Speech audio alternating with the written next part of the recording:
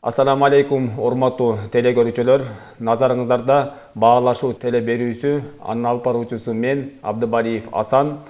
Бүгүн бизде конокто жеке ишкер Топкап креативдүү долбоорунун жетекчиси, сыймыктуу агабыз Табышев Бакыт мырза болмокчу.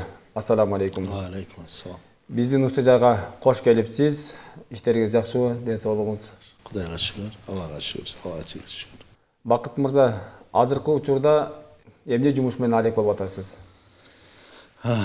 Бүткүл аламдардын ээси, бардык пайгамбарлардын эгеси, эзелки жана түбөлүктүү чексиз ырайымдуу, чексиз мээримдүү болгон Аллах субханаллаху таалага чексиз шүгүрлөр болсун, чексиз мактоолор болсун. Учурда бизде бир белгилүү аалымдарыбыздын бирөөсү айткандай, жакшы жашаганга, татыктуу жашаганга аракет кылып, бир долбоорлордун үстүндө иштеп жатабыз. Жана жогоруда сиз белгилеп кеткендей креативдүү долбоор, Топкап креативдүү долбоордун жетекчиси деп айттыңыз. Кыргызстанда азыр негизи эле Кыргызстанда эмес, бардык дүйнөдө креативдүү экономика өнүгүп жаткан учуру. Азыр бир нерсеге креативдүү көз караш менен карап, жаңыча бир образдарды берген азыр ошонун учуру болуп турат десек жаңылышпайм. Ошондуктан биз дагы бир креативдүү Топкап деген креативдүү bir игровой коворкинг деп коет, бир адамдар ошол жака келип ээргүү алып, ошол жактан убактысын пайдалуу өткөргөн бир 450-500 квадрат жерге ошондой бир креативдүү долбоор ачып атабыз. Кудай буйруса, жакында ачылышында сизди дагы, Марва телеканалын дагы жалпы жааматын чакырабыз. Бакыт мырза, намаз окуйт экенсиз. Канча жашыңызда намаз окуп баштадыңыз эле? Аллага чексиз шүгүрлөр болсун. Негизи канча жаштан баштаган эме, биз жаш кезекте биздин учурда негизи бир кызыктуу окуялар көп болор эле да. Ошол дин жаңы биздин айылга келип, мен өзүм Ысык-Көл областына караштуу Талды суу айылынан болом. Талды суу айылында ошондой биз кичинекей кезде калп айтпасам бир 3-4 класс окуп жүргөн кезде биз футбол ойноп жүргөндө ошондой бир сакалчан биздин айылга даватчылар келет эле да. Даватчылар башында билесиздер, мындай азыркыдай дават эмес эле, ал учурда жөн эле келмей келтирип койчу дейт эле да. Бизди футбол ойноп аткан жерибизден чакырып, анан сен ким боласың, жакшы машалла деп. Ошондо ошо агаларыбыз, менин оюмча азыр ошол дават мээнетин биринчилерден болуп баштагандар окшойт да. Анан ушулар келмей айтып калсын деген кам пикир менен келишкен окшойт. Ошондо анан биз баарыбыз чуркап, ассаламу алейкум деп саламдашып, анан ошондо ким боласың, мындай боласың, анан келмей айтканды билесиңби деп.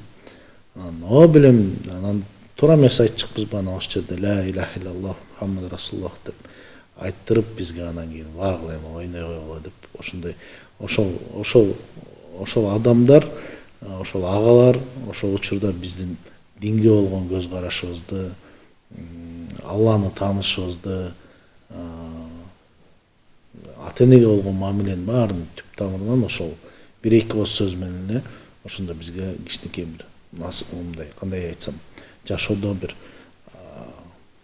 жол көрсөтүп кеткен сыяктанат да. Азыркы учурдан ошол учурга көз карап карасак, ошондой ошол агалардын мээнети чоң деп билем да менчи. Анан намазды балагат жашка жеткенде негизи окуш керек деген түшүнүктөр бизге андан кийинчерээк келди. Бирок бир менин оюмча бир 9-10 класстан бери ушундай намазга аралашып, жума намаздарга барып, анан эми жашоодо негизи эле баарыбыз, даже азыр учурда да намаз окуп жүрсөк да бирде кичине каза болуп калат. Ушул Аллага кайра кайткандан тажабаш керек экен да. Аллага кайра кайта беришибиз керек, кайра кайтып ошентип эптеп септеп бир аз маз убакыттар болду. Иншалла намаз окуганбыз. Кийинки сурообуз мындай болсун. Дин сиздин жашооңузда кандай таасирин тийгизди? Дин эми бул мен жеке пикиримде, дин бул жашоо образ болуш керек. Муну Аллах субханаллаху таала ар бир коомго ар кандай динди берген. Биздин акыркы пайгамбарыбыз Мухаммад Мустафа саллаллаху алейхи вассаламга ислам динин берген. Ошо ислам дини бул жөн гана буну карманып же болбосо тутунуп жашабастан, муну биздин жашообуздун башкы максаты, жашообуздун образы деп билишибиз керекпиз да. Мисалга ислам дини менен жашаш өзү бакыт. Ислам дини менен жашаш жана ислам динине башка бир туугандарыбызды чакырыш, ислам динин ичинен жакшы билиш бул өзү бакыт.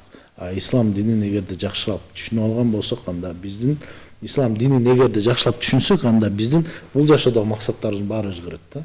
Ошондуктан азыр дагы аракет кылып атабыз динибизди жакшы билгенге, динибизди жакшы билип, ошол дин өзү жеңил, ислам дини өзү жеңил да. Ошол жеңил жагын айтып, жакындарыбызга айтып, ислам дини жеңил, ислам дини менен жашаш жеңил, ислам дини менен жашашыбыз керек деп ушул бир максат кылганбыз. Жашообузда ислам дини эң биринчи орунда жана маанилүү орунда турат десем жаңылышпайм. Ушул жерге бир нерсени да кошуп айтып кетейин деп атам да, Бакыт мырза. Баягы жашоодо ислам дини сизге кандай таасир тийгизди деген суроонун негизинде бир баягы Умар Разияллаху менен Билал Разияллахунун ортосунда бир окуя келет да. Бир күн Билал Разияллаху Умар Разияллаху менен чай ичип отуруп ыйлайт экен да. Анан Умар Разияллаху сурайт экен, эмнеге ыйлап жатасың? Кел экөө кайгыңды тең бөлүшөлү депчи. Билал Разияллаху айтат экен, бизди ислам дини кандай өзгөртүп салды депчи. Бир убакыт келет эле биз баягы диндин душмандары чогулуп туруп, кантип динге зыян келтиребиз же пайгамбарга кандай бир чараларды көрөбүз деп чогулушканда мен колго суу куяр элем дейт да. Колго суу куяр элем. Ошол мени көрүп туруп, менин кара адам экенин көрүп туруп, мындан башка адам таппадыңарбы колго суу куйганга деп туруп, баягы чылапчынды терип туруп кетип калдыңар дейт да. Бүгүнкү күндө дейт, ислам дини келип бизди ушунчалык өзгөртүп салды. Колуңа суу куймакты көрүп чогуу тамактанып атабыз дейт да.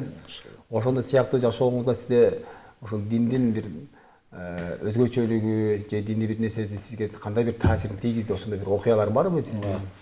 Сөзсүз түрдө андай окуялар бар.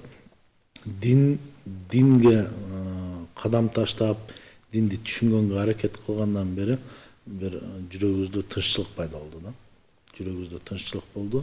Дүйнөгө болгон мухаббат, башкы эң негизгиси максаттар жана кыялдар өзгөрдү десем болот да. Эми бул жерде адам дин менен жашабай, динден түшүнүгү жок болсо, эгер кыялдар да башкача болот да, мисал үчүн остров сатып алсам, болбосо вертолет сатып алсам деген сыяктуучу.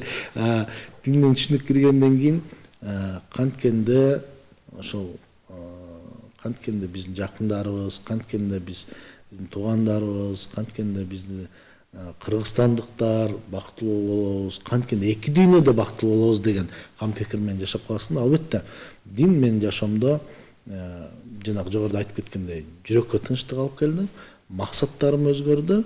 Анан кийин мен ачык эле азыр дагы эфирден айтам, мен акыретке инвестирование кылганды үйрөндүм да. Эң негизгиси ошо деп билем. Себеп дегенде биз мындайбыз да. Мисал кетер айтсам да, акыретке инвестицияны кандай түшүндүрүп берем. Мисалга экөөбүз Москвага бардык деп коелу. Москвага бардык, сиз аяктан иштеп атасыз, жакшынакай иштеп атасыз, тапканыңызды бияка салып атасыз. Үй алып койгула, машина алгыла, тиги тууган ооруп калыптыр, аны барып зыярат кылып койгула, анын үйдүн бул жагын оңдоп койгула, арык чаап койгула, эгин сээп койгула деп тапканыңызды жакшынакай бияка салып атасыз. Үй бүлөңүз жакшынакай, ата энеңиз ыраазы, үй бүлөңүз ыраазы дегенде. А мен бардым да Москвада ушундайынан чартаңбай теп, көрүнгөн жака барып, бул жердин камын ойлобой өзүмдүн эле жыргалчылыгымда жашадым. Анан бир күнү экөөбүздү бир убакта депортировать этип салды дейли Москвадан. Анан кийин сиз келдиңиз, сизде биякта кучак жайып, үй бүлөңүз тозуп алды. Анан сиз келсеңиз бул жакта үйүңүз бар, уюңуз бар, машинеңиз бар, алакаңыз бар, мамилеңиз бар деп коюңуз. Мен келсем, мен бул жакта бир кандай үлүшүм жок. Мен бул жерде эч ким тозуп алган жок. Анткени мен бардык мамилелерди үзүп салгам. Мен бул жакта мындайча айтканда күтүүсүз конокмун да. Мен бул жерде эч ким күткөн жок. Ушул эле сыяктуу акыретке инвестирование деген, акыретке инвестиция дегенди биз азыр айтат го.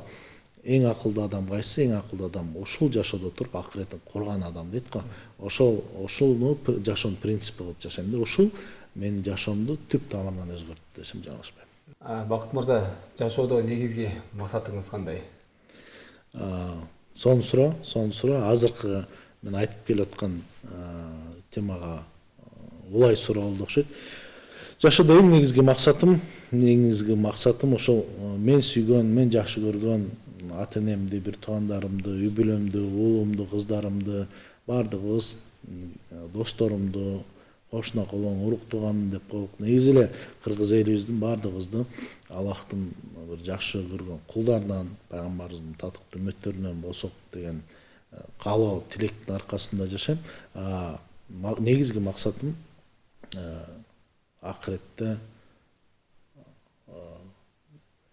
акыретке көп инвестиция кылса, анан бул жашоодо болсо бир ислам академиясын салсам деген ушундай бир көксөм бар. Татыктуу жашоо өткөрүп, жеке эле бир үй бүлөнүн эмес, балким бир коомдун, балким бир ошол коомдун көйгөйүн чече турган деңгээлге жетсек деген, ошол коомго пайдабыз тийсе, бир татыктуу кыргыздын уулдары болсок деген максаттар жашап келебиз. Ишмердүүлүгүңүздө шариаттын өкүмдөрүн канчалык деңгээлде карманасыз? Өтө азыркы менин ишмердүүлүгүмдө олуттуу суроолорду берип жатасыз. Ишмердүүлүктө шариаттын принциптерин, ошол ишмердүүлүктө эң биринчиден баштан бул тазалыктан баштап, убакытын ысырап көрүш, негизинен бир кичинекей машакаттуу, негизинен бир аз машакаттуу нерсе, бирок эгерде ошону биз жашообузга, ишмердүүлүгүбүзгө киргизип алсак, мен бир чоң жетишкендик да бул дагычы. Бирок шариаттын өкүмдөрүн аткарганга, ошол ишмердүүлүгүбүздө намазканасын тууралап бергенге, ошол намаздын убактысында жума күндөрү ошол иштеп аткан коллективди, иштеп аткан ошол топту бошотконго, анан мындай исламий көз караштагы адамдар менен, бир багытташ адамдар менен иш алып барганга аракет кылабыз. Шариатта өкүм бербеген, шариатка каршы келген нерселерди кылбаганга толук аракет кылабыз. Бирок ошол бир ошол машакаттын үстүнөн иштеп жаткан учурубуз, Кудайым буйрса, Алла Тааланын жардамы менен ал долбоорубузда дагы иншаллах шариаттын өкүмүнө каршы келбеген нерселер болот деп ишеничте айта алабыз, Кудай буйрса. Бизге берилген убакыт да аяктап баратат. Сизге эркин микрофон суналам да. Марва телеканалына абдан ыраазычылык билдиргим келет. Себеп дегенде ушундай бир жакшы баарлашуу деген теле берүүдө, бир учурларда мен да ушундай бир ушу телеканалга келет белем деген бир пикирлерим бар болчу. Кудай насип кылып бүгүн сиздин студияңызга конок болуп келип отурабыз. Аллахым ыраазы болсун. Ушундай передачаларды, ушундай теле берүүлөрдү көп чыгара бериңиздер. Аллах субханала таала жалпы жамаатыңыздарга ийгиликтерди берсин. Элибизге, жерибизге тынчтык, бакубатчылык, ынтымак болгон болсун. Аллах субханала таала мамлекетибизге назар салып, ар бир элибиздин адеп ахлак кулк мүнөзүн алып, Аллах субханала таала кыргызстандыктарды бейиштин фирдаус даражасын насип кылсын иншалла. Бакыт мырза, биздин чакыруубузду кабыл алып, убактыңызды бөлүп берген үчүн телең ыраазычылык билдиребиз. Ишиңизге ийгилик. Сиз үчүн ар дайым биздин эшигибиз ачык. Рахмат. Урматтуу телекөрүүчүлөр, ушул менен бүгүнкү чыгарылышыбыз соңуна келип жетти. Эмки баарлашканга чейин сак саламатта болуңуздар.